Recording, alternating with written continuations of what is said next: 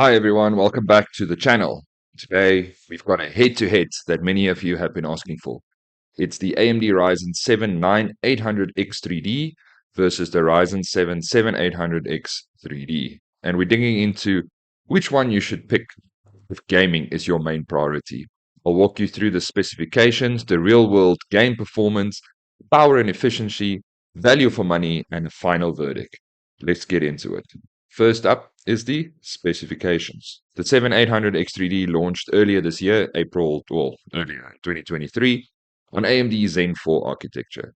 It features 8 cores, 16 threads, 96 megabytes of 3D cache, a base clock of around 4.2 gigahertz, and a boost clock of 5 gigahertz. It uses the AMD 5 socket, supports DDR5 memory, PCIe 5.0, and is very much a gaming focused chip.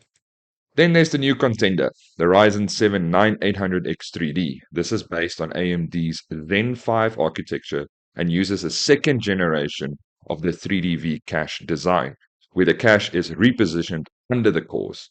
Then clocks are bumped up. For example, the base clock 4.7 gigahertz, the boost up to 5.2 gigahertz. So performance headroom is higher, architecture is newer, but the key question is how much of that translates into real life gaming performance? We can have a look at that right now. 1080p, it looks like they're head on head, right? But the 9800X 3D does seem to be pulling away slightly in games like Battlefield 5, Cyberpunk, Doom Eternal. Horizon 5 seems to be a little bit closer, but in most of these games at 1080p with a 4090, the 9800X3D seems to be pulling away. That changes when we head into 1440p, which is probably the main resolution that gamers would be running at. Someone that buys these CPUs with a 4090 is probably not going to run a 1080p monitor. We see the difference then becoming the margin rather becoming a lot less. Only 12 frames difference in Battlefield, and this is at the 300 frame mark. So if you think about it, under 100 frames, you're definitely going to start realizing performance issues. 2 to 300 frames, there's a very few people in the population that can actually see a difference at those levels, correct? So at 4014p, the difference seems to be a lot less. Then when you scroll down and we look at the 4K, which some people will, with this configuration, will probably be running 4K resolutions, the margin difference between them almost diminishes completely. It seems like at this level, the graphics cards becomes the bottleneck. The CPU can keep up quite easily, but the graphics card seems to not be able to keep up. So at 4K resolution, I would say these CPUs are basically the same. 1440p, you will see a little bit of a difference. The overall performance difference is about 11% at that.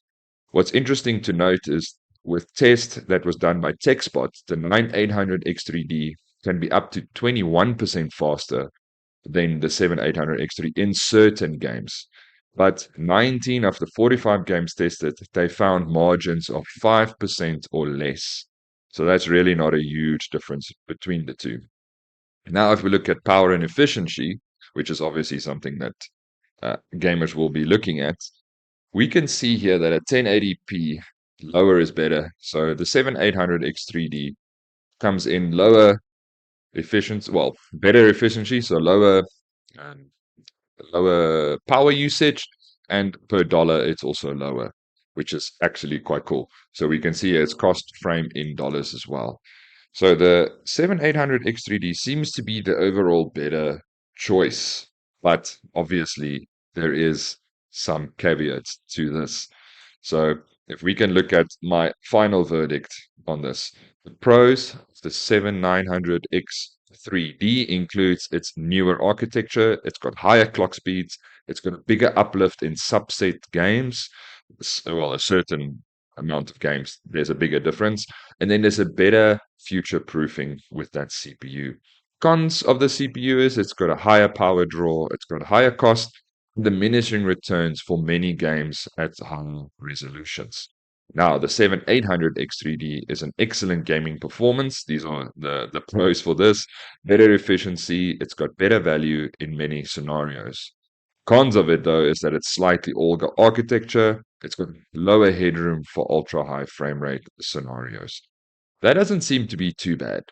So if I had to make a choice between these CPUs, I would say the 7800 XT if you're on a budget, or X3D on a budget, you are not going to miss out on too much. If your budget allows it, I would definitely jump up for all the new goodies that you get with the 9800X 3D.